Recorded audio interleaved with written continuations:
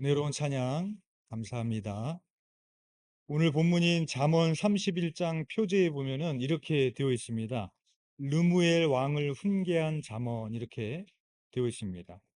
그리고 1절에 뭐라고 되어 있는가 하면 르무엘 왕이 말씀하신 바 곧 그의 어머니가 그를 훈계한 잠언이라 라고 소개하고 있습니다. 그러니까 이 31장은 르무엘이라는 왕이 있는데 그의 어머니가 왕인 아들에게 훈계한 잠언이라는 겁니다. 여기서 르무엘 왕이 누굴까? 여러 가지 설이 있습니다. 정확하게 누군지는 알 수 없습니다. 뭐 이스라엘 주변에 있는 어떤 나라의 왕이다라고도 보기도 하지만 그래도 가장 설득력이 있는 이론은 뭐냐면 솔로몬일 것이다. 왜냐하면 잠언을 솔로몬이 썼기 때문에.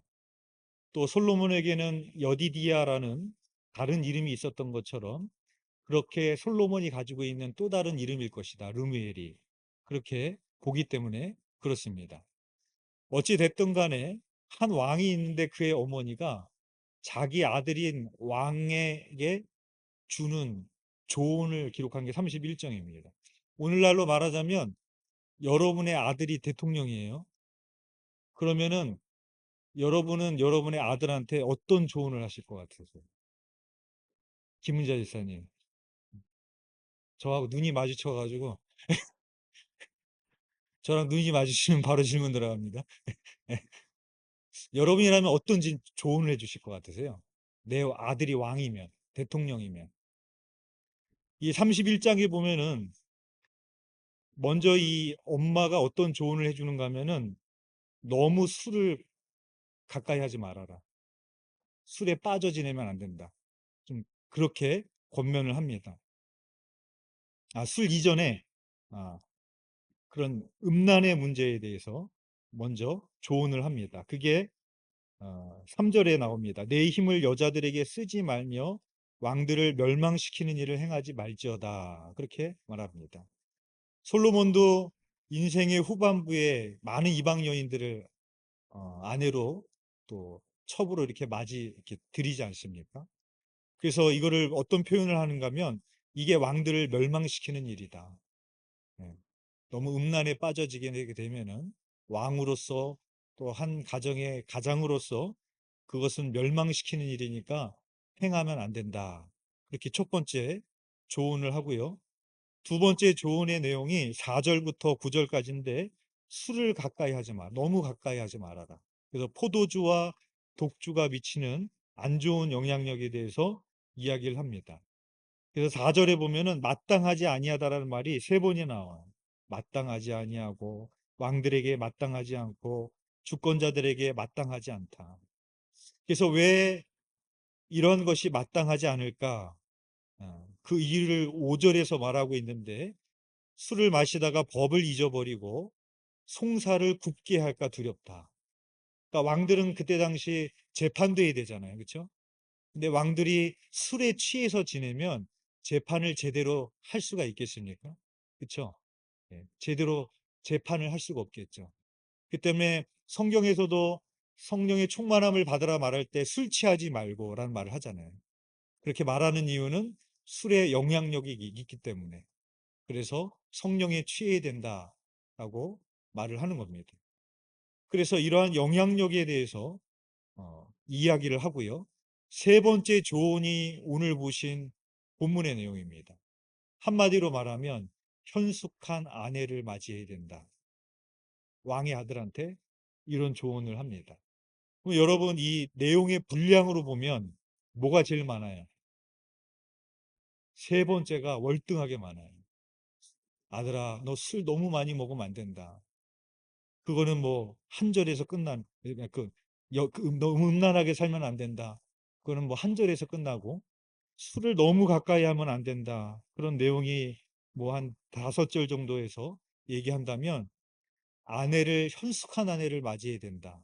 이 이야기는 훨씬 더 많은 분량에 걸쳐서 얘기를 하고 있다는 겁니다. 그러니까 술보다도 한 명의 여인이 한 가정 안에 들어왔을 때 미치는 영향력이 얼마나 중요하고 큰지에 대해서 이야기를 하고 있다는 겁니다. 그래서 영국의 속담에 이런 속담이 있답니다. 장사를 하러 가면은 한 번 기도해라. 그래서 그때 장사를 하러 가면은 배를 타고 막 먼 길을 가잖아요. 바닷길을 가잖아요. 위험하니까 한 번 기도해라. 전쟁에 나갈 때는 두 번 기도해라. 장사하러 나가는 것보다도 전쟁에 나가는 거는 더 위험하지 않습니까? 두 번 기도해라. 그런데 결혼할 때는 세 번 기도해라. 이게 영국 속담이래요. 전쟁을 하는 것보다도 더 무서운 거 어떤 사람이 집안에 들어오느냐. 그것이 그렇게 기도해야 될 일이고 중요한 일이라는 것을 이야기하고 있다는 겁니다. 여러분, 여자가 셉니까? 남자가 셉니까?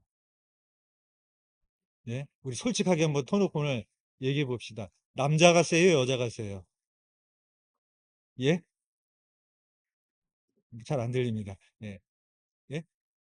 그죠? 예. 제가 봤을 때도 여자가 셉니다. 인정할 건 인정해야 됩니다. 남자가 돈을 벌고 오지만 그 집안의 경제권 누가 잡고 있어요? 여자가 잡고 있어요. 남자들은 용돈 타서 써야 됩니다.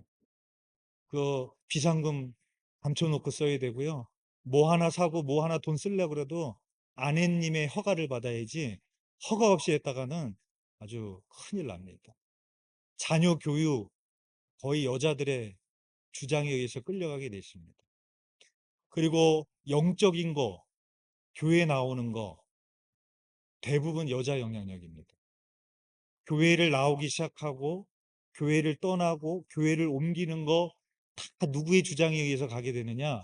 여자분들입니다. 그 여자분들이 가정 안에서도 영향력이 세고요. 교회 안에서도 사실상 남자보다 하는 일이 여자분들이 훨씬 많지 않습니까? 여자분들의 영향력이 굉장합니다. 뭐 이런 얘기해도 될지 모르겠지만 요즘 나라적으로도 대통령의 아내 때문에 얼마나 나라가 시끄럽습니까? 그렇죠? 네.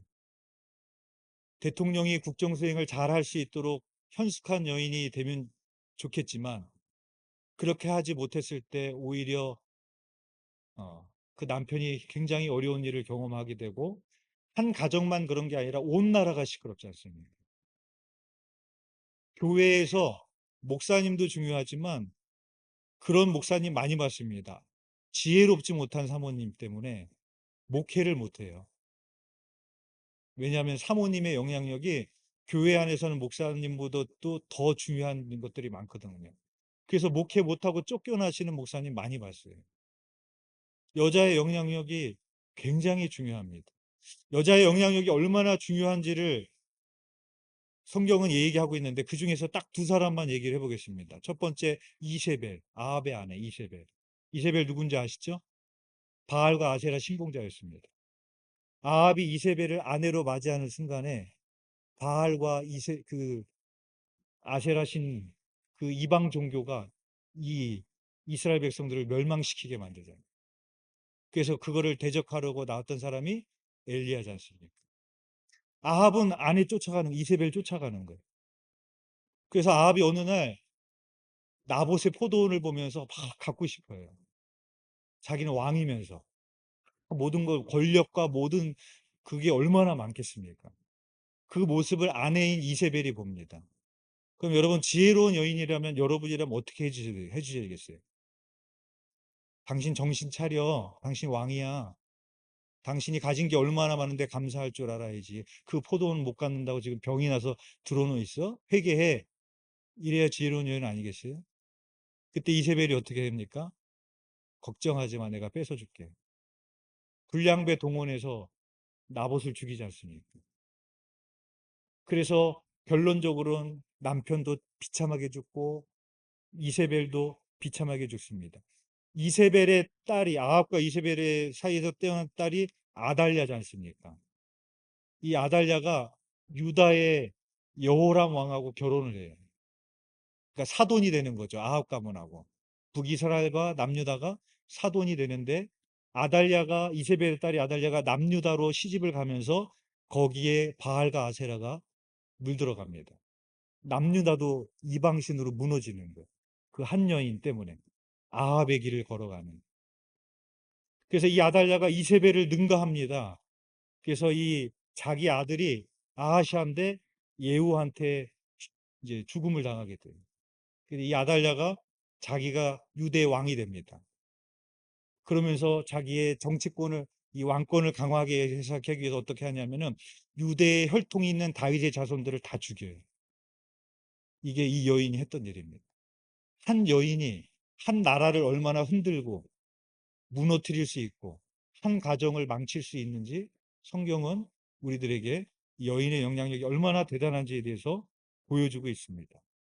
그와 반면에 룻이라는 여인이 있죠. 룻은 남편도 죽었고 시아버지도 죽었고 그 가족은 쫄딱 망했습니다. 그러나 어머님을 붙쫓아가는 그런 믿음으로 쫓아갔던 그 여인 하나 때문에 그 가정이 회복되고 그 가정이 예수님을 출생시키는 예수님의 족보에 오르게 되는 그런 놀라운 반전을 이루게 했던 것도 바로 룻이었습니다. 한 여인, 그 여인이 어떠하냐에 따라서 나라가, 사회가, 가정이 얼마큼 바뀔 수 있는지를 성경은 우리들에게 자명하게 보여주고 있습니다.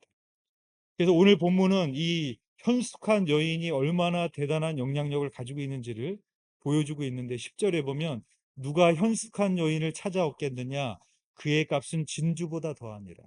지혜로운 여인은 진주보다도 더 귀하다라는 거예요. 그만큼 가치가 높다라는 겁니다. 11절에 보면은 그런 자의 남편의 마음은 그를 믿나니 그렇게 말하고 있습니다. 우리 2층에 백은빈 집사님 계시는데 백은빈 집사님은 김선민 집사를 믿어요? 예? 뭔 일을 해도 돈을 어떻게 쓰든지 자녀들을 어떻게 하든지 믿어요?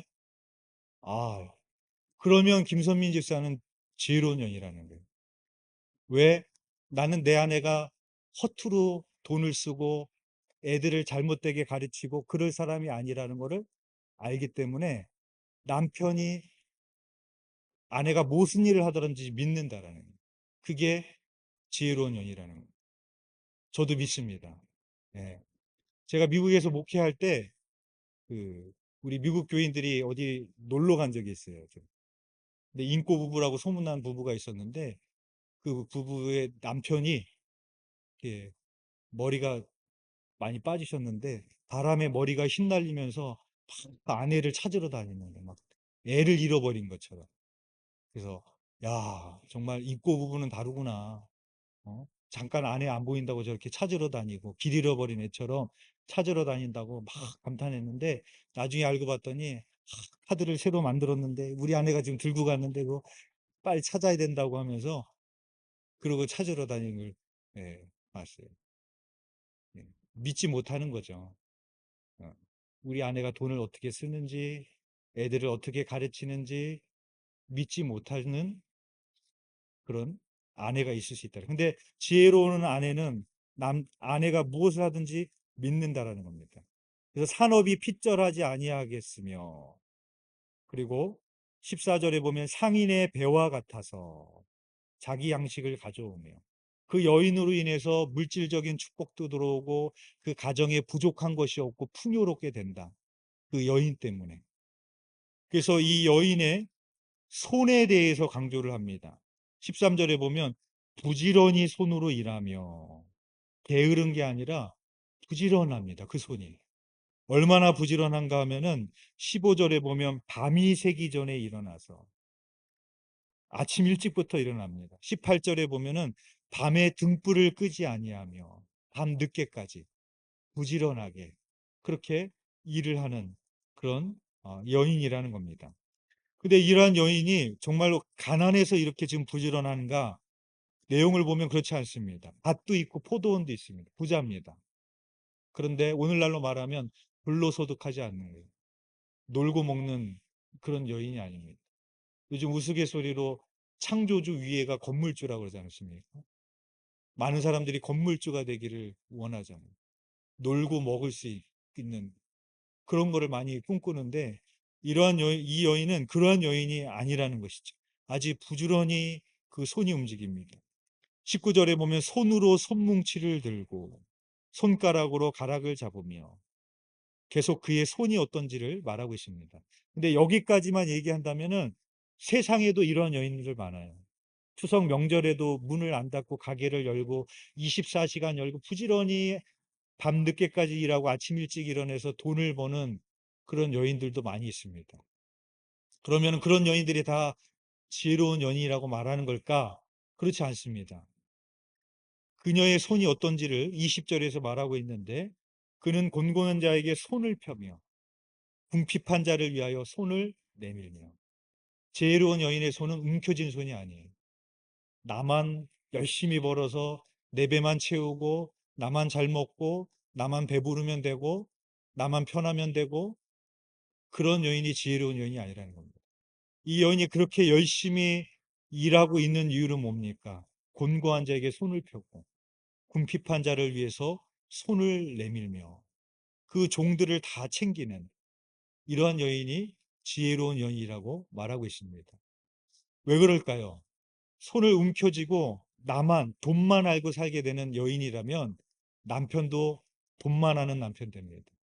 자식도 돈만 아는 남편 됩니다. 돈이 많이 벌어서 잘 되는 것 같겠지만 결국엔 나중에 그 돈 때문에 가정이 파탄이 납니다. 돈밖에 모르기 때문에 나중에는 남편도 중요하지 않아요. 남편도 똑같습니다. 돈 때문에 아내도 중요하지 않아요. 결국엔 서로 죽일 수도 있는 거고, 뭐 이혼도 필요하면 해버리는 거고, 결국에는 그 물질이 우상이 돼서 더 소중한 가정이 깨져버리는. 그러니까 지혜롭지 못한 거죠. 근데 지혜로운 여인은 어떤 여인이냐? 움켜진 손이 아니라 가난한 자들, 곤고한 자들을 살피고 돕고 그들에게 나눌 수 있는, 그래서 열심히 일하는 그런 자가 정말로 지혜로운 여인이다. 그렇게 말하고 있는 것입니다. 그래서 23절에 보면은 그의 남편은 그 땅의 장로들과 함께 성문에 앉으며 사람들의 인정을 받으며 라고 말하고 있습니다. 여기서 성문은 그 당시 정치 경제가 일어나고 있는 중심지입니다. 그러니까 남편이 그렇게 현숙한 아내로 인하여서 사람들에게 존귀와 인정을 받게 되어진다라는 것을 말하고 있는 것이죠. 또한 이 현숙한 여인, 지혜로운 여인의 입에 대해서 말하는데 26절에 보면 입을 열어 지혜를 베풀며 그의 혀로 인애의 법을 말하며 라고 말하고 있습니다. 지혜를 판가름할 수 있는, 그 사람이 지혜롭은가 지혜롭지 않은가를 판가름할 수 있는 가장 빠른 길 중에 하나는 그 사람의 말을 보면 됩니다. 그 사람의 말이 자기 남편을 아주 주저앉히는 그런 말을 하는지, 자기, 그런 건지, 아니면 그 말을 보면은 대본에 지혜롭지 않은지 알 수가 있습니다. 근데 그 현숙한 여인은 입을 열면은 지혜를 말한다라는 거예요. 그리고 그의 혀로 인애의 법을 말하며라고 말하고 있는데, 인애의 법은 사랑의 법이죠. 하나님의 말씀을 말한다라는 거예요. 그의 입은 항상. 우리가 하나님의 음성을 듣는다라는 표현을 자주 쓰는데, 하나님의 음성을 듣는다는 것은 하나님께서 위에서 이렇게 소리쳐서 말씀하는 게 아니죠. 구름에다가 막 글씨를 써서 보여주는 것이 아니고, 우리가 하나님이 우리에게 마음과 생각을 주십니다. 그거를 하나님의 음성을 듣는다라고 말하던데, 우리가 어떻게 하나님의 음성을 들을 수 있을까? 꿈으로도 들을 수도 있고, 나에게 주시는 어떤 마음, 생각으로도 하나님의 뜻을 알 수 있고, 목사님의 설교를 통해서 나의 가슴을 치는 그런 설교를 통해서도 하나님의 음성을 들을 수 있는데, 저의 경험으로 인하면 하나님의 음성은 안으로부터도 들을 수 있어요. 제가 하나님 앞에 지혜를 구하고 기도하고 하는 내용 중에서 굉장히 상당수가 뜻하지 못하게 제 아내의 입술을 통해서 들었을 때가 많았어요.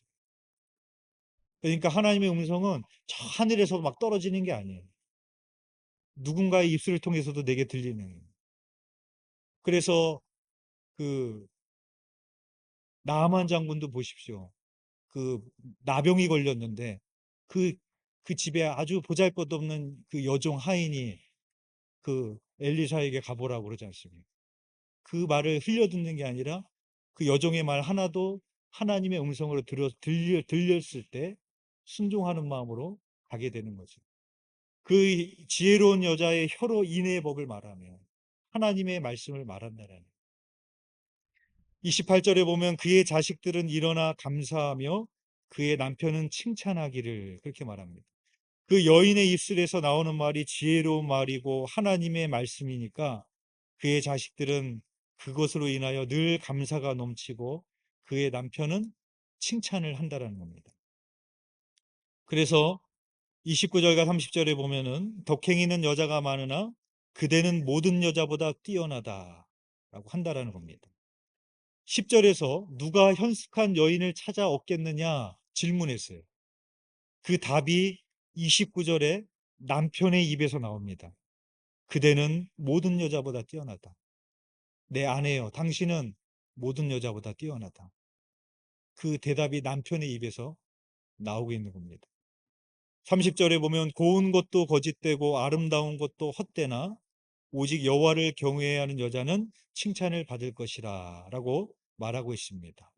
여기서 고운 것, 아름다운 것, 오늘날로 말하면 얼짱입니다. 옷장입니다. 여러 몸짱입니다.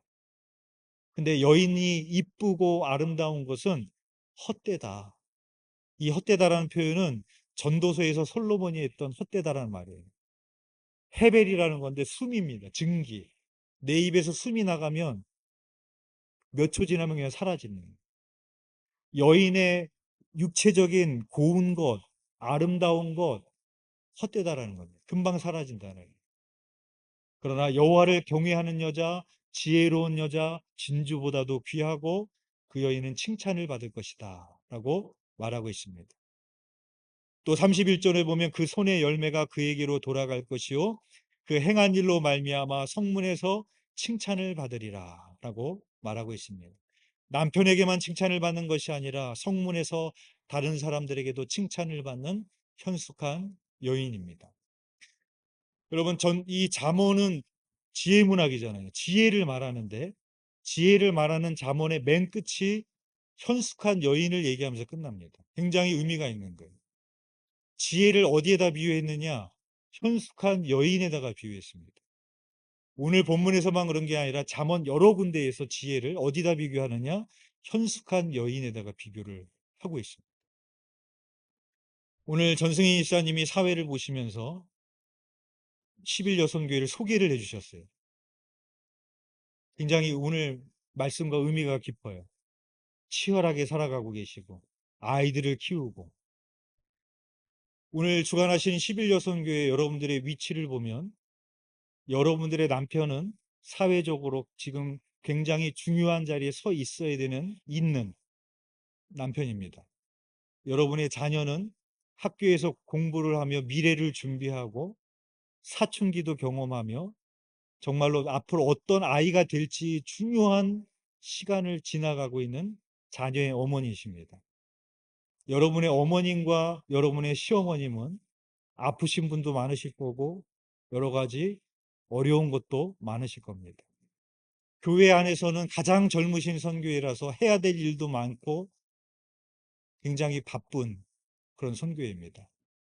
그러니까 여러분들이 위치한 지금 이 시점이 가정으로 보나 남편에게 보나 자녀에게 보나 시어머니에게 보나 교회에서 보나 흘러가는 영향력은 가장 강하고 엄청난 영향력을 흘려보내고 있는 때입니다. 만약에 지혜로운 여인이 되지 못하면 내 남편 주저앉히는 내 남편 얼굴에 세상 표현으로 똥물 껴지는 그런 여인이 될 수도 있습니다. 또 지혜롭지 못하면 시부모님과의 갈등, 시부모님의 형제들 간의 보륙상쟁, 다툼과 분쟁, 그걸로 몰고 가는 그 한가운데 서실 수도 있는 겁니다. 교회 안에서도 어떠한 모습으로 있느냐에 따라서 우리 두드림교회도 얼마든지 달라지실 수 있습니다. 자, 오늘 이 말씀을 이렇게 드리니까 오늘 여자들이라고 하는 말이구나 이렇게 생각하실 수도 있겠지만 그렇지 않습니다. 성경에서 하나님을 믿는 우리 성도를 예수 그리스도의 신부라고 말하고 있어요. 예수 그리스도의 아내라고 말하고 있습니다. 그러니까 오늘 본문은 여자에게만 말하고 있는 것이 아니라 하나님을 믿는 우리 모든 성도들에게 말하고 있는 겁니다. 하나님을 믿는 성도가 지혜롭지 못하면 교회가 욕을 먹고 교회가 무너지는 겁니다.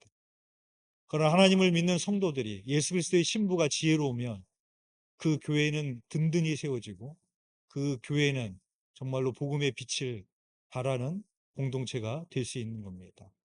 오늘 예배를 주관하시는 우리 11 여선교회 회원분들, 그리고 우리 사랑하는 모든 성도님들, 이 현숙한 여인, 지혜로운 여인처럼 많은 사람들에게 칭찬을 받고 또 하나님에게 칭찬을 받으시는 저와 여러분이 되시기를 주님의 이름으로 축원드립니다.